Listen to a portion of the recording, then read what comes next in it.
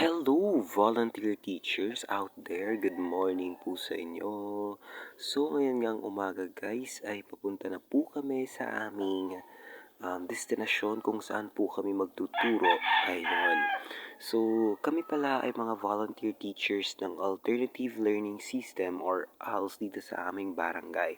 Kasi alam naman natin na marami sa ating mga kababayan at sa ating komunidad ang mga taong gustong matuto kahit na sila ay may edad na.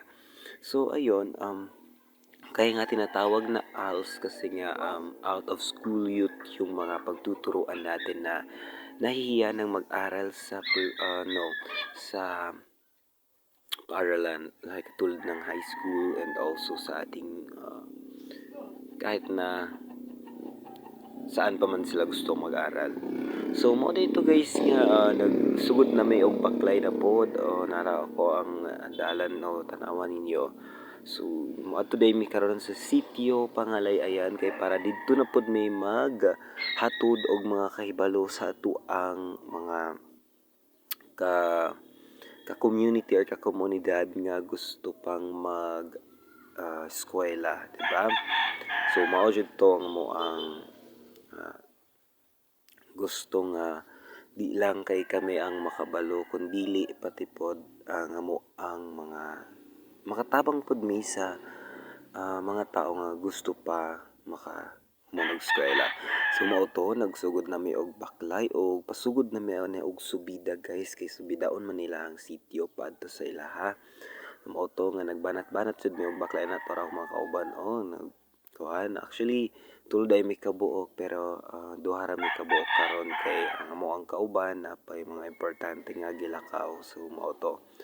Then nagsugod na mi og subida na sa bukid guys kay naman sa luyo sa bungtod ilahang sitio so kinahanglan gyud nato adtuan guys no. Kinahanglan gyud ta mo adto isip usa ka volunteer or voluntaryo nga tudlo kay mao man na ato ang profession guys no. Nga kay mga teacher man lagi ta, teacher man atong gipili. So wa jud tay di jud ta dapat moingon nga di ko moadto kay layo kaayo, di ba? So isip usa ka volunteer teacher sa house, guys, bisan walay sweldo, mag-adto jud ta kay mao man atong gusto nga ipaambit or gusto pud nato makatabang sa atuang isig ka tawo nga gusto mo eskwela. So mao to nakita na rin nato diri nga naa mi sa Panpan guys, padulong na mi og kuan Pangalay ayan. Gikapoy na ko guys og voice over ani nga time o nang gi-fast forward na ko ang video na ratarawan ninyo. Kay gikapoy na jud kayo ko og storya ng kay hastang tasa. So na-surprise pud ko ani nga time guys kay pagkakita nako sa dalan oy gisip-sipan hawan kaayo, di ba? So makaingon pud ta nga grabe jud kaayo ang ato ang mga taga city kay supportive. So mao to nga naabot na din mi sa school sa kuan. So actually nga nanghid nako daan ani sa teacher nga na assign po diri kay na may eskwelahan diri nga extension so nga didto may magklase. So nisugot ra pod si sir. So sir dagan kaayong salamat, di ba? So mao to nagsugod na mi og klase nga time.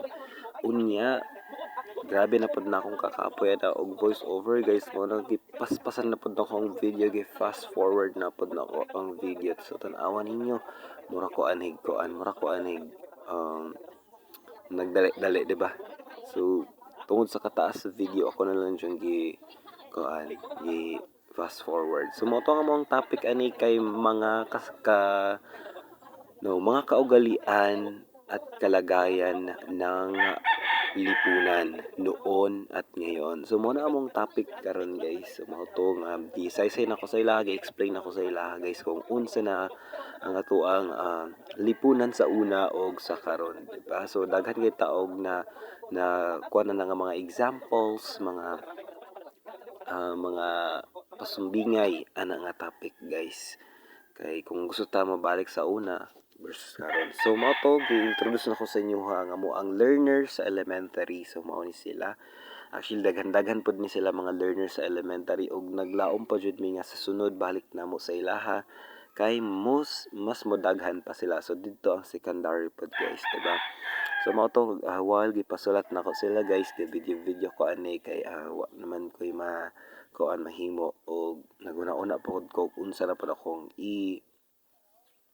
topic sunod, di ba?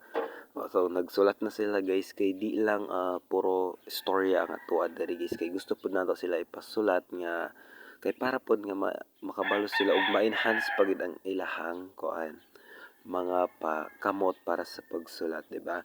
So kini sila while kuan ako sa ilaha ana sila nga dili daw importante sa ilaha nga ma-professional pa sila, kun dili ang importante